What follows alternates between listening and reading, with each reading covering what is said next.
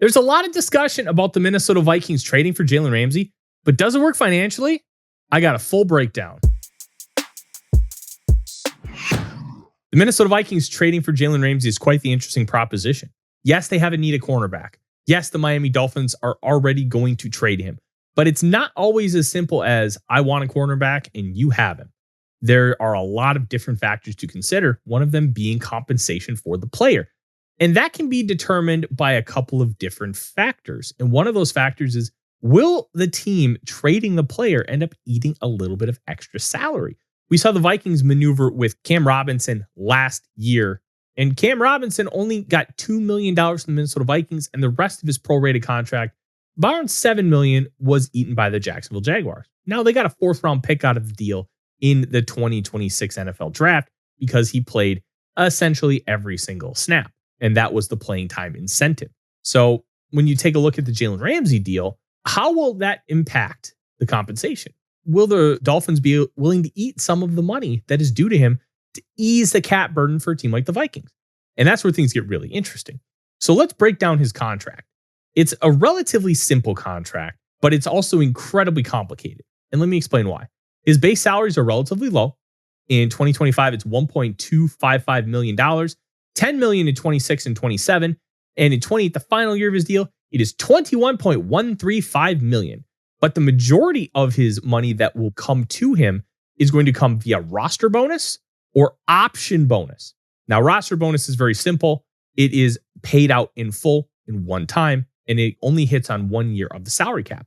An option bonus is essentially a mid-contract signing bonus where you can spread out over 5 years. Now, 2029, 2030, and 2031 are already built-in void years. And because you have those built-in void years, you can spread out those 3 option bonuses that he is due over the course of those voids. And that's where things get really interesting. Ramsey is approaching the age of 30. Are you going to want to pay him big bucks at the end of that contract, which is essentially what this would be? Now, let's kind of take a look at some of the salary cap hits.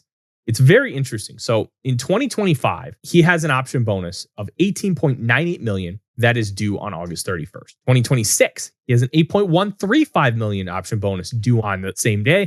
2027, that option bonus is $8.835 million. So essentially by the end of it, you're adding about $7.1 million for about 3 years of that deal just in bonus money that the Minnesota Vikings will be paying.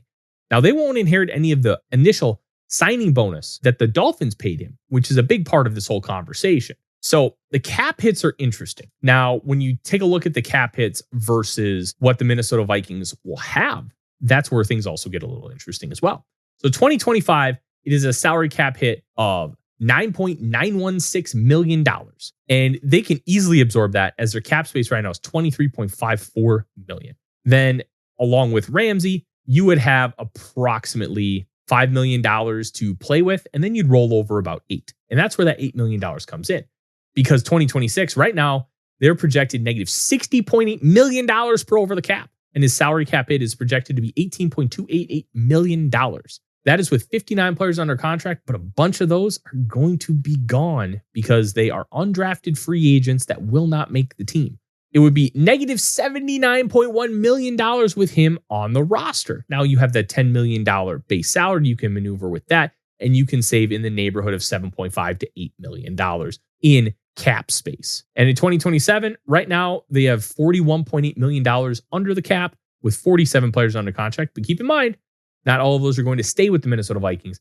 And it will be $21.818 million in 2027. And projecting that far out with the information we have is about as far as we're willing to go. 2028 is a wild scenario because you're talking about that being a 5th-year option for J.J. McCarthy. T.J. Hawkinson will no longer be under contract. 2020 is Jefferson's final year. Those things all factor in.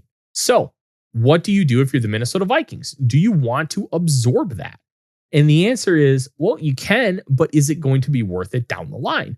Ramsey was a first-round pick, a top 5 pick in the 2017 NFL draft. He is about to enter his 9th season in the league.